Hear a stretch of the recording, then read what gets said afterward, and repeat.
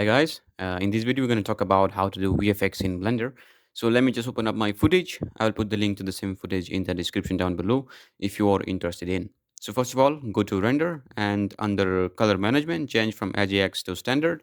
And under output, you can change the frame rate to 29.9 frame per second as it is the footage, frame, frame rate. Okay. I'm going to make the ending frame to 400 and I'm gonna click prefetch to load my footage into the RAM. Okay, so I'm gonna go for perspective, motion model, maybe. Okay, I'm gonna click normalize, so the light change will not affect my track. I'm gonna click detect features, and I'm gonna make the distance to 113. I'm gonna track forward and see what we can do with it. Okay, so again, I'm gonna click detect features and track backward. It's very slow. I don't know why is that. I think the footage is very high quality, and that is because it's taking some time. I don't know. So I'm gonna go to solve, and I'm gonna click focal length and optical center. I'm gonna make the keyframe A to 67 and keyframe B to 214. I'm gonna click solve camera motion, and let's see what's the error we can get from this. It might take some time, but we have to wait for these.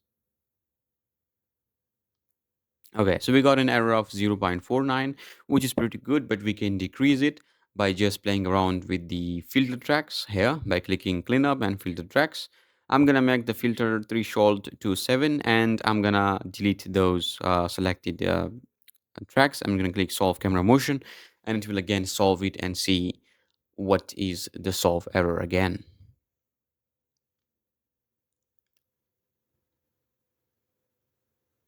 Okay, so we get 0.38, which is perfect for our shot. Okay, so now we can click set as background and we can also click uh, some trackers by selecting them. I'm gonna select one of the tracker like this one, maybe that one.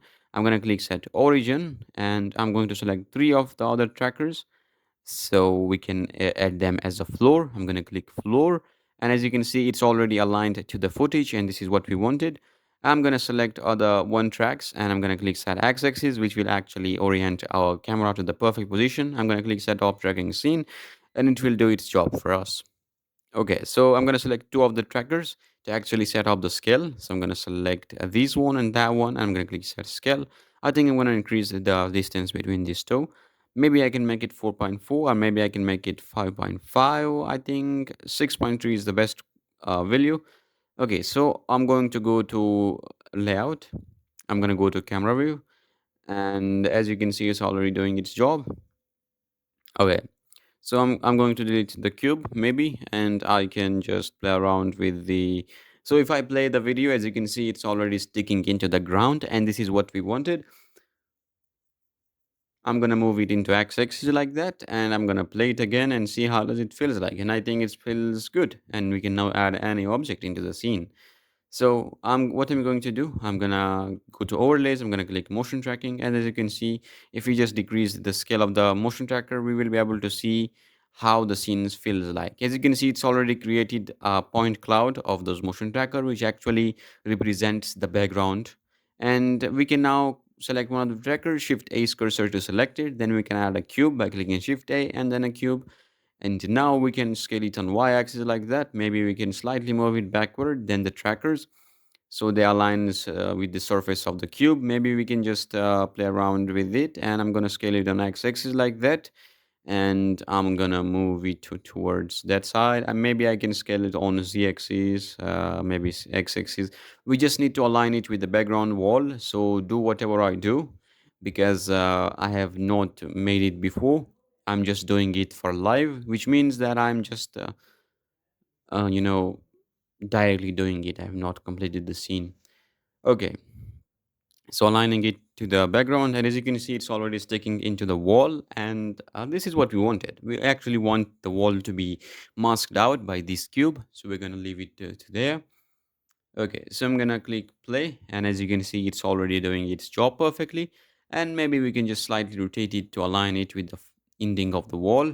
And I think it's perfect now. Maybe we can go to edit mode to fix it, but for now, we're gonna leave it as it is. So I'm gonna change to background layer up there. I'm gonna delete the background layer by clicking the cross. Maybe I can move this ground to collection number foreground. Yeah, and I'm gonna delete the background collection. Okay, because we don't need them.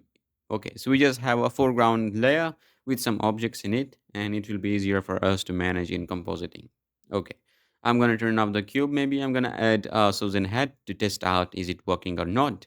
I'm gonna scale it and I'm gonna rotate it on z-axis maybe, and I'm going to move it towards y-axis like that, and we're gonna scale it down, and we're gonna move it towards x-axis. Maybe we can move it into y-axis like that, and maybe we can just play around with its value.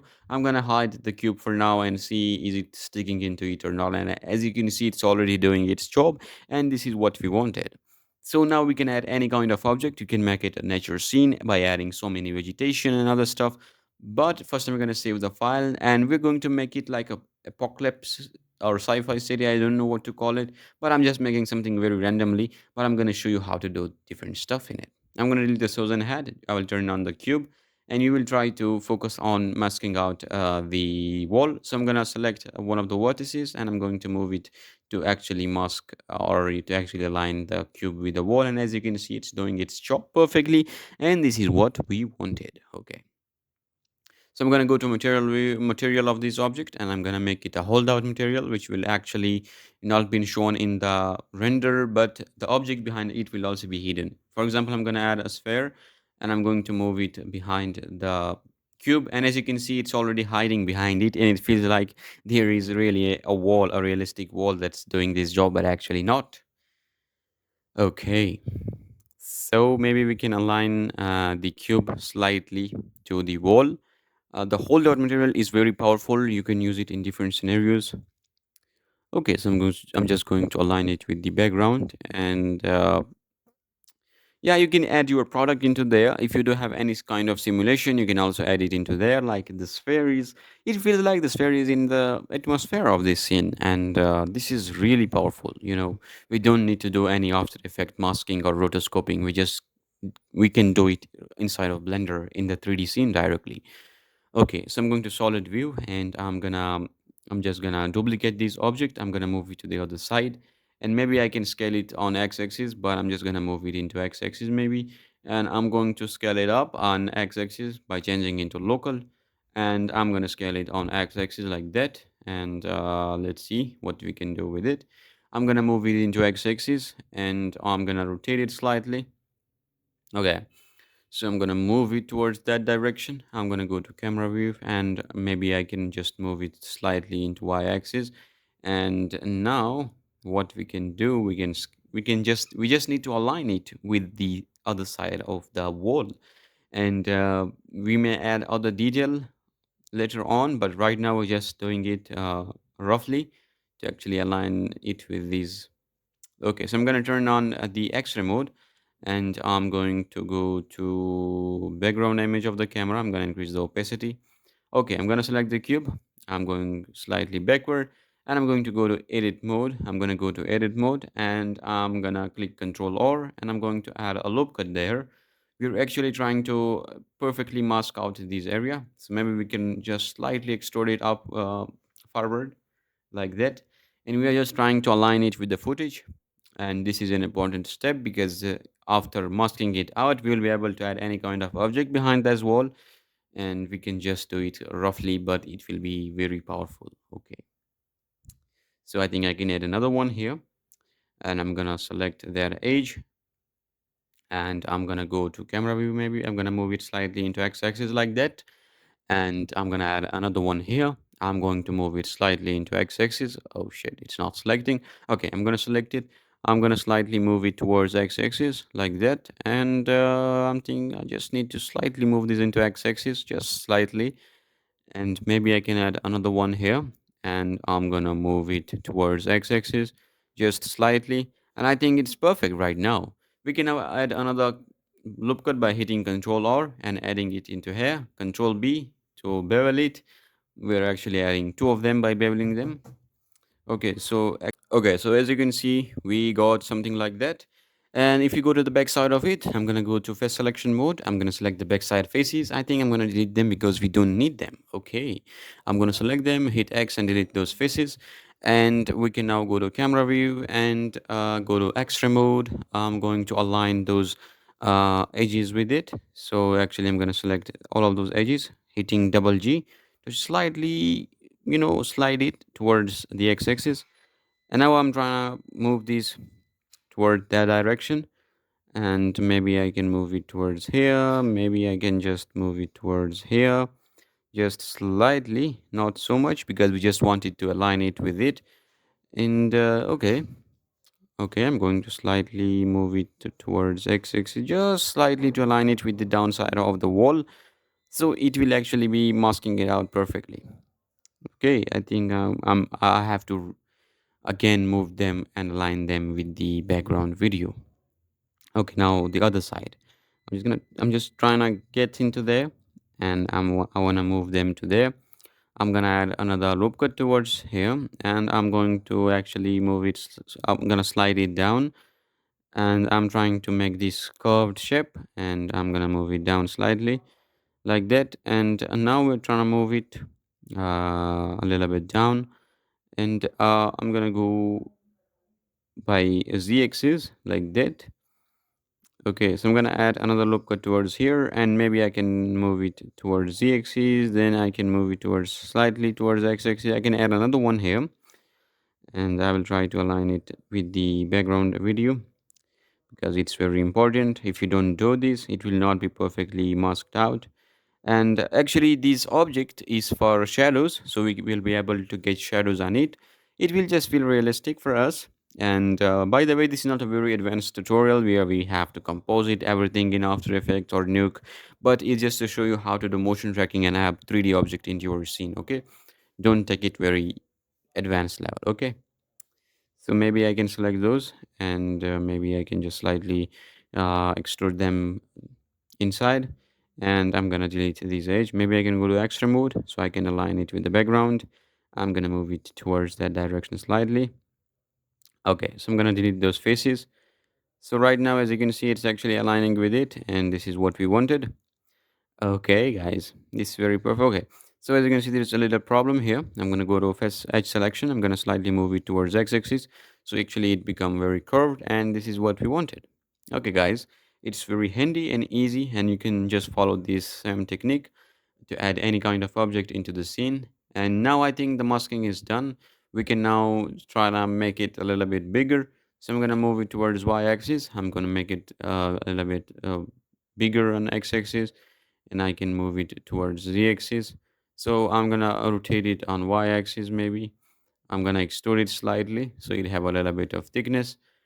I'm gonna shade it auto smooth. I'm gonna move it towards y-axis. I'm gonna scale it on y-axis like that, and I'm gonna slightly rotate it on x-axis.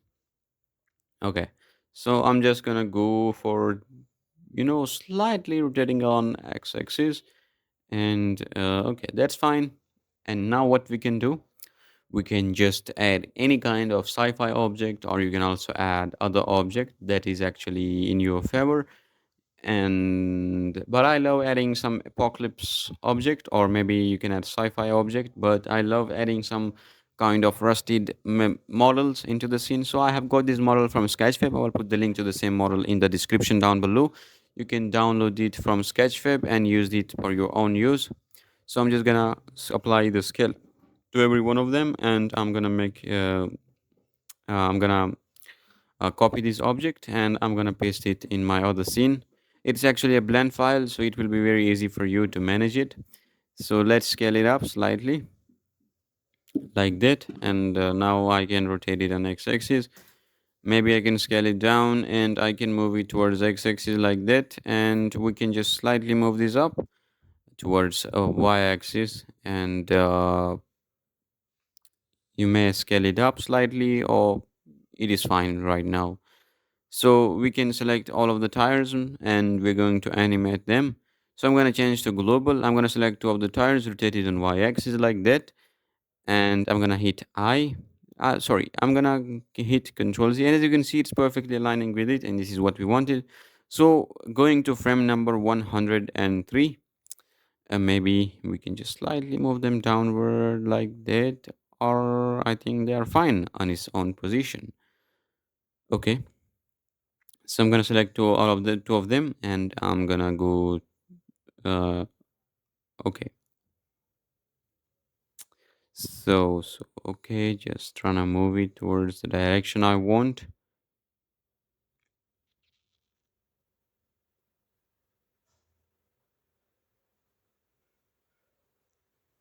Okay. So now let's start animating it. So go to frame number 90, and I'm gonna click. I don't know which frame is perfect. Maybe 70. I'm gonna click I for rotation keyframe. Then go to frame location and rotation. I'm gonna go to frame number one. I'm gonna rotate it on y-axis, and I'm going to move it towards z-axis like that. And again, I'm gonna hit I to animate this object. Okay, so as you can see, we have added an animation to it. So you can also do the same for the other two tires, and we're also going to add simulation into it. So keep in mind, I'm gonna slightly move them towards that side, a little bit forward, and we are going for these. I think it's perfect, and I'm gonna select the other two tires, and I'm gonna click location and rotation. I'm gonna go to frame number 38, and I'm going to rotate them on y-axis, and then again hit I, maybe slightly aligning them, maybe slightly downward, and I'm gonna click I for location and rotation. So now when we play it, it's actually going to its own place, and maybe we can slightly pull the car up slightly, just slightly, so they align with the ground. And now we can try and animate the car. So let me just play it and see where I can animate the car. Maybe I can start animating the car from frame number 47 to something like 140. I'm gonna move it up. I'm gonna go to camera view. Actually, I'm going to move this up on z-axis, maybe slightly rotating. I'm gonna hit I to location and rotation, and I'm gonna move it towards the other side, maybe. And I'm gonna go to local, and I'm actually slightly moving it up. Again, I location and rotation. I'm gonna go to frame number 171, and I'm going to move it on z-axis like that. I'm gonna hit I for location and rotation. So if I play it, as you can see, we got a perfect kind of animation, and this is what we wanted. So now it's time for some kind of simulation for our scene, because simulation is very important. It will just make an impact on it. Actually, for the final render, I have not used the same animation as I did, but in the tutorial, I will show you how to do it with simulation. Okay, I think it's fine, and I've actually moved the keyframe a little bit further in the timeline, so it actually fits in the scene. Okay, okay, it's doing its job. Now it's time to add some sort of simulation. I'm gonna save the file maybe, and I can just go and add an icosphere to one of the tire like that. And I'm gonna select the other object, hit Control C, copy rotation. As you can see, it will also copy the rotation of the tire. I'm gonna select the car object, maybe both of them, and Control P to parent the icosphere with the tire. And again, Shift Ace, and I'm going to move the cursor to the icosphere. I'm gonna add a cube there, and I'm gonna go to wireframe. Okay, I'm going to rotate it. Maybe I can select the icosphere, Control C, copy rotation. It's actually an add-on. You can go to edit mode, preferences, and add-on. You can search for copy attribute. It's an add-on that works really good, and it will actually let you copy the rotation and location of other object. Okay, so I'm gonna select the cube. Maybe I can scale it on y-axis, and maybe I can move it slightly down. So we will have a room for the simulation. We can scale it on x and z axis like that, and I'm gonna go for y-axis slightly downward, so we actually have a room for the fire simulation to get happen there. Okay, so I think it's fine, and now we can add simulation into. We can actually Control P and parent the cube into the tire, so it actually follows the motion of the tire. So I'm gonna select the cube, and I'm gonna go to solid, and I'm gonna click fluid, and I'm gonna take make it a domain object. It's a gas object. That's fine. I'm going to select the icosphere. I'm going to add a fluid. It's a flow. It's not smoke. It's fire. And it's not just a geometry. It's inflow object. I'm going to change to inflow because it will flow consistently. I'm going to click initial velocity also. And I'm just going to play it to see. Okay. So as you can see, it's interacting with different attribute of the scene, which is actually gravity, which is not letting it to have a perfect motion. So I'm going to select the domain object, and I will make the gravity to 0 under the field width. So if I play it, okay, so I'm going to select the icosphere. Nothing is here to affect it, so I'm gonna make the y velocity to 11. As you can see, it's doing its job, but I think it's a lot, so I'm gonna make it 5.6 meter per second for the y-axis velocity. And as you can see, it's doing its job perfectly. Maybe I can add a wind, or maybe I can decrease slightly the y-axis for it, so we have a very little amount of fire, not so much that will cross the domain. Okay, so I'm gonna select the cube object. I'm gonna go, maybe I can just play around with the different values. Okay, so I think I need some other object. Okay, so I think I wanna make the frame start to 114 for the simulation. And when the object leaves the camera frame, it's something like 220. So I'm gonna make the ending to 220 for the final cache. So the simulation will start at 114 and will end at 220 frames. Okay, so I'm gonna select the icosphere, go to physics and click texture. I'm gonna click new texture. I'm gonna make it a worn eye texture, and I'm going to play around with the different settings. It's totally up to you how you want it to be. It's actually adding randomness to your fire, which is actually looking very realistic. And we're gonna play around with different value like first, second, and third, which actually change the pattern of the worn eye texture. Okay, so if I play it right now, I'm gonna see some sort of fire moving up like that. And I think we can add some wind into it to actually make it a little bit dynamic. Okay, let me just play it. Okay, so when we play it, as you can see, if you go to camera view, we can see it. And when it moves up, I think, okay, that is fine. I'm just trying to see how it is. So I think I need something called a wind there to actually affect the fire. So I'm gonna rotate it on x axis. Actually, I'm gonna increase the strength of this. If I play it and see how does it feels like, as you can see, it's moving it to the wrong direction, and this is what we don't want. So in order to fix it, what we can do, we can just play around with the y-axis of it. Maybe we can rotate it the same way as it is, uh, to align it with the fire. I'm gonna select the fire and the wind and control P. I'm gonna parent them together so the wind will move the same way as the tire moves. So if you play it, as you can see, it's doing its job, but it's, I think, very fast. So what we can do, we can just slightly rotate it, or maybe we can play around with the strength of it. Okay, so what I'm going to do, I'm going to select both of them, control C, copy rotation for the wind, rotate it on x-axis. Oh, sorry, I'm going to only select the wind, rotate on x on 90 degree. I'm just trying to align it with the other object, nothing more. So let's see what we get. Okay, and I think it's a little bit off. Oh, okay, because this is, the wind is not aligned with the object. Okay, so what I'm going to do, I'm gonna click Control Z maybe, and I'm gonna select both of the object. I'm gonna click Control P actually, and keep transform, so it will stay on its own place as it was. If we play it, as you can see, the fire is moving the same way that we wanted, but it's crossing the domain object. That's because under icosphere, we can just decrease slightly the y-axis for it, so it will not move very fast and it will not interact with the domain object. And I think it's again so much.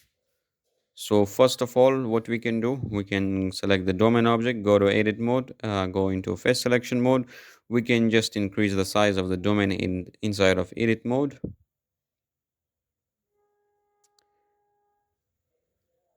I'm going to slightly move it down on z axis like that. Now, if you just go to first frame and replay the simulation, it will be doing its job. And as you can see, it's again crossing its limit. Okay, so what I'm going to do, I'm going to make the strength of the wind to something like 25. So it will not so much high. And I think it's okay. We can slightly decrease it to something like 16 or maybe. So maybe we can play around with the initial velocity. I'm gonna make it 0.5 meter per second and let's play it. Okay, it's good, I think. Oh, what's it doing? Okay, sorry for that. I think it's doing its job and we can now just go for it.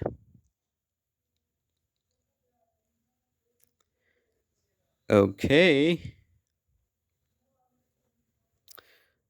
So select the wind object. We can animate the wind. So at the first it will be very high when it moves towards something like 186. I'm gonna make it to 6 and again hit I. So when the scene moves along, the strength of the wind also decreases. So the size of the fire will also decrease with the time. As you can see, it's doing its job. And I think it's perfect. And this is what we wanted. I'm gonna go to first frame if we play the simulation. um, it's very high at the first, but at the end it's become very less, and this is very handy and easy to make. Okay, so what I'm going to do, if I just played it, maybe I can select go ahead, and I'm gonna make the frame start of the simulation to 95, so it start on time before it leaves the ground. Okay, so I think it's fine, and we can now go ahead to other options. Okay, so actually the fire simulation is going very well, and I think we can now just select the wind, and we are going to slightly drag it forward. So if we play it again and see how does it feels like, and I think it feels like very well, and this is what we wanted. So now what we can do, we can go to frame number 100, and maybe we can just make the resolution division to 100 and maybe 100. You can increase it accordingly. If you have a good system, you can make it 156. And you can also check dissolve, and you can also increase the reaction speed of the fire slightly. And we can go for is resumable and type of all, and we can now click Control S and back all, and let's wait for these. Okay, so I backed it and I actually stopped my simulation. If I play it, it's looking very good, and this is what we wanted. So first of all, if I just play it and see how does it feels like, okay, it's not interacting with the ground, and it's not a huge problem. We can solve it by adding collision maybe to the ground. I think it will solve the problem. I think I'm gonna add a fluid and a factor into it. I'm gonna increase the thickness of the surface, and I'm gonna go and free all. Again, I'm gonna click back all to reback the simulation and see how does it feels like. So if you play it again, it's doing its job perfectly. It's slightly moving through this, but I think it will not be a huge problem. You can just play around with the strength of the wind to make it smaller, but I think for now I'm not gonna play around with it. I think if we just move the first keyframe into here, it's doing actually its job. And if we play it, if we just go to the first frame, I'm gonna make it to 16. I'm gonna hit I again. I'm gonna go to domain. I'm gonna click free all and back all to back the simulation again. So we do have a perfect simulation. If we play it, as you can see, it's doing its job perfectly. And this is what we wanted. And I think if I go to a render view, we can see there's nothing there. So I think I need to change the rendering engine to cycles in order to make it perfect. So I'm gonna go to cycles and I'm gonna make it a GPU compute because I do have. I'm gonna turn on denoise for viewport, and I'm gonna save our file, and I'm going to select the plan object under visibility. I'm gonna make it a shadow catcher, and it's already a shadow catcher. I'm gonna select the fire object or the domain object. I'm gonna go to another window, which is a shader editor. We are going to add some sort of volume shader. I'm gonna delete the principal BSDF and I'm going to add a volume principled volume shader. I'm gonna connect it to the volume of it, and as you can see, it's not doing anything. So what we can do, we can add an attribute node, and I'm gonna connect the vector with the color ramp.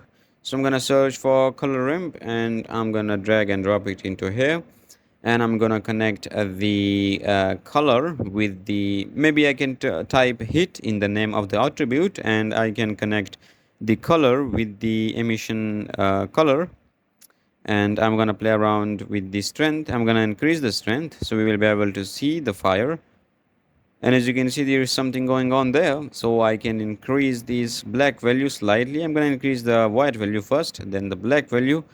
Then I think I need another node, which will be actually a black value, which will actually make it realistic for the situation we are in.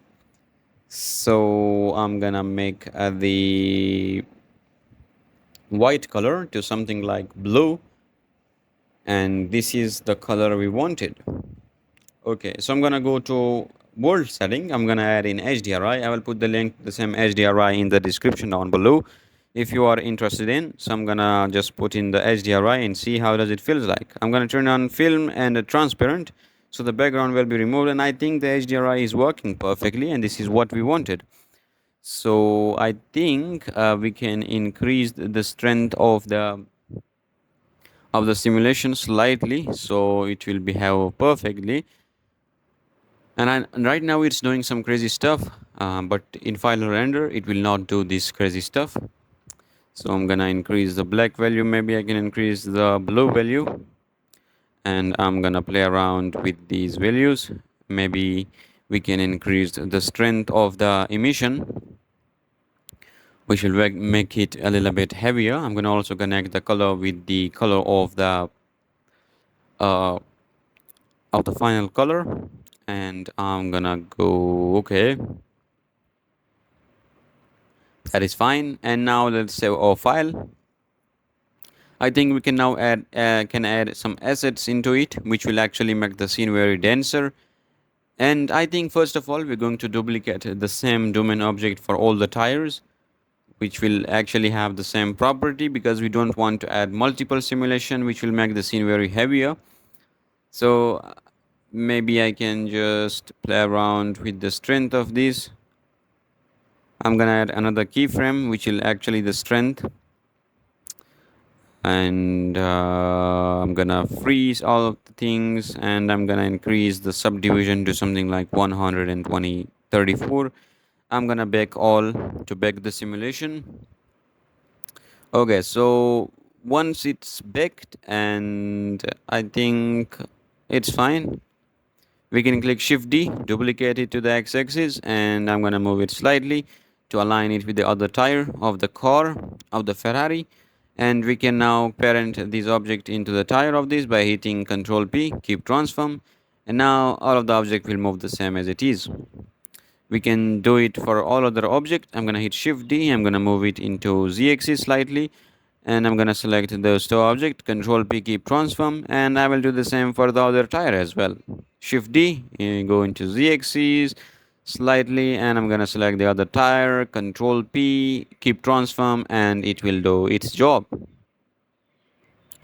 Okay, so now if we just go to camera view, maybe we can see that all of them are obeying very well, and this is what we want them to obey. And as you can see, when it moves up, the rotation of the tire changes, simulation changes, and this is what we are going for. So now I think we can add other object into the scene, which will actually be some sci-fi apocalypse model from Sketchfab.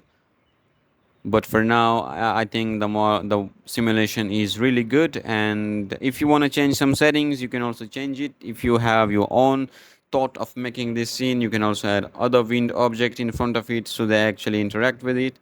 So I'm just gonna save it. I think I'm gonna remove the holdout material from the other object under at the object setting, I'm gonna make it a shadow catcher, so shadows will be casted on it, and we will not having any problem with shadows. So as you can see, it looks very realistic for our scene, and we can see that there is so much going into the scene.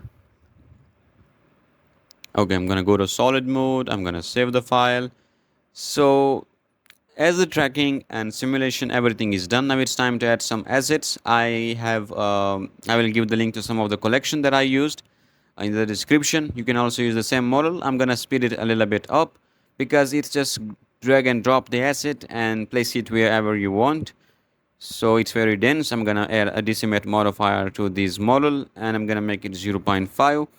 I'm gonna apply this modifier on it, and I can just place it wherever I want because we have actually tracked the whole footage, which means that we can now add any object into it without thinking of the motion of it, or you can just play around with it. You can place any kind of object in it. I'm not you know limiting you to a certain limit, because you can do whatever you want to do. For now, I'm just adding some industrial assets, some apocalypse asset, some sci-fi asset, but you can add any kind of asset into it. You can add yourself into it, you can add any nature asset into it, which will actually be very good if you do so. So I think it's okay, and it's actually doing its job. And now we can slightly move it around. I don't know which one will be a perfect place for this model, but I think that's okay. I'm gonna go to world, control T, and I think I just slightly need to rotate the world because to match it with the background, and now it's matching it with it, and this is what we wanted. So control S, save it, and I'm gonna save it, and we're going to import other model as well. So it's pretty easy. Just download it from Sketchfab, import it into Blender by GLB format or FBX format from the import option of Blender, and this is very handy and super easy. So I'm gonna scale it slightly down. I'm gonna rotate it and going to Z axis, and I'm gonna move it slightly into Y axis. Okay, so I'm just gonna play it and see how does it feels like. I'm gonna hide all of those objects because it's making the scene very slow. I'm gonna go and slightly play it and see how does it feels like.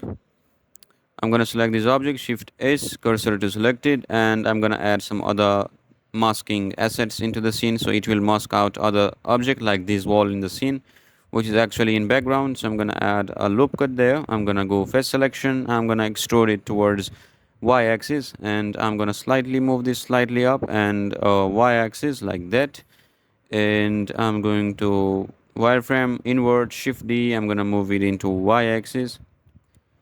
Okay, so I think that's fine. Now I can add any kind of object in behind this object. Okay, so I'm just gonna go to render view, and I think I need other model in the scene which will actually play a good role in it. Okay, so I'm looking for other spots. Maybe I can just import some other models, and I'm gonna expand these side, and I'm gonna select it F, and I'm gonna select this side also. I'm gonna slightly move these on the z-axis, and let's see what we can get. Save it, import other model, and I'm gonna move it slightly up, and I'm gonna apply other stuff into it. Maybe I can move it into the side of this wall, and I'm gonna move it into z-axis like that. Okay, so I think that's fine, and we can now add a cube object to actually add some sort of Boolean modifier into it, which will actually cut out the wall for us where we can add these objects. So I'm going to add a Boolean modifier to this object and select the cube. I'm going to delete the cube. As you can see, it's created a hole in the wall, and now we can place this object inside this wall. Okay, so if you go to material view, as you can see, we can just slightly move this object front or back, or maybe this side. Maybe we can scale it on y-axis, and if you go to camera view, we can just remove the material. We can make it a shadow catcher, but I think we are okay with holdout material for this object. Okay, so I think I can slightly move this backward, and that's fine. Go to solid view, let's save the file, let's import other model. It's totally up to you how you want the scene to feel like. I'm just speeding it everything up because I don't want to explain every single step of this part. It's actually totally up to you how you want the scene to feel like. I have downloaded some asset from the collection that I will put the link to it in the description, where you can check out with other models that will actually make the scene very denser and will make it very realistic. So I'm gonna go to render view, I'm gonna slightly rotate it and we'll move it into x-axis. Maybe I can slightly move it towards the axis, and I'm gonna go to solid mode and I'm going to go to render view and see how does it feels like. And I think it's perfect. Now I can import other model as well. I will import that model. I will just slightly edit this model. Maybe I can add a decimate modifier into it, making the number very low and applying it into it. And it will be not very high quality because it will just make so much time to render.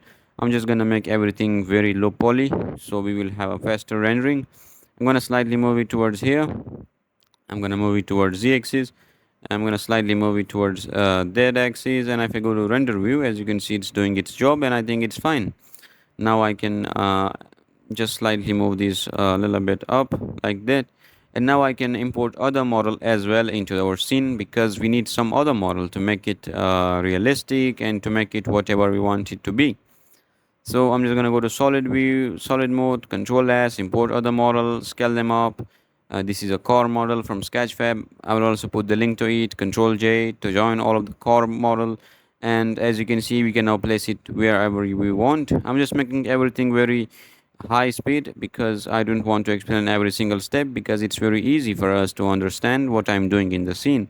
So I can place it around, and as you can see, it's doing its job, and this is what we wanted. So I'm gonna add another model as well, and I'm gonna put the link to all of the model in the description.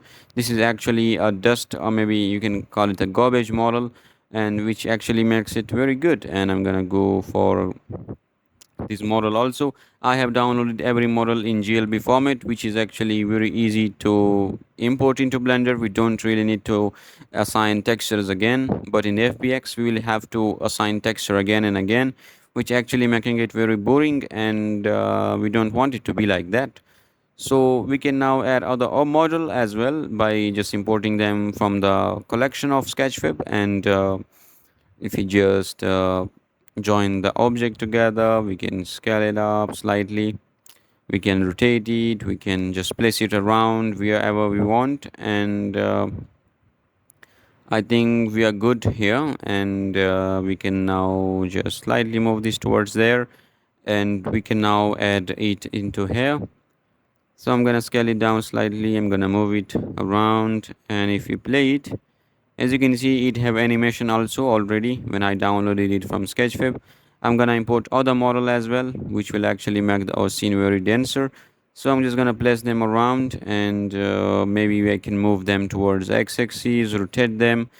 But if you're not okay with the location of it, you can just change it towards wherever you want. So I'm gonna go to render view and see how does it looks like. Okay, so I'm just gonna move it into x-axis. Maybe I can move it into y-axis and slightly rotate it. Okay, that's fine. And I can now rotate it on z-axis. I'm gonna go to solid mode and I'm gonna move it to different axes, and I think it's okay. So if we just play it, and let's import other model as well. uh, we just want it to be perfect, so I just applied some modifier like a decimate modifier, and okay, so just place it around and make sure that you are happy with the result. So it looks very good, and I think it's fine. And now what we can do, we can we have so okay, I have done all the stuff. I have imported so many model. Now it's time for some compositing. I'm gonna make the render to 50. I'm gonna make I'm gonna go to compositing. There are so many nodes, I need to delete all of them because we just need two of them, which is the composite node and a viewer node. I'm gonna select all of them and delete them. Okay, so I'm gonna add two nodes, which is one is render layer, one is movie clip. So I'm gonna search for movie clip first, then a render layer. I'm gonna add it to here, and I'm gonna join them by an alpha over node by clicking shift A, alpha over node to here, and I'm gonna connect the image with the second image and the first image with the uh, with this one, and I'm gonna connect it with both of them. Okay, so now what we can do, we can just render out our scene and we are good to go. So if we just look at this and we just wait for these to get rendered, we will have a good and a final render. And I hope you understood me, because this is how to do compositing. So if I go to compositing, as you can see, there is no 3D model. It's because we need to invert these stone nodes, which will actually fix the problem. So guys, that was for today. If you want to get more videos like that, hit the subscribe button, follow and like it. So also do a comment, so let me know what you have in your mind. Thanks.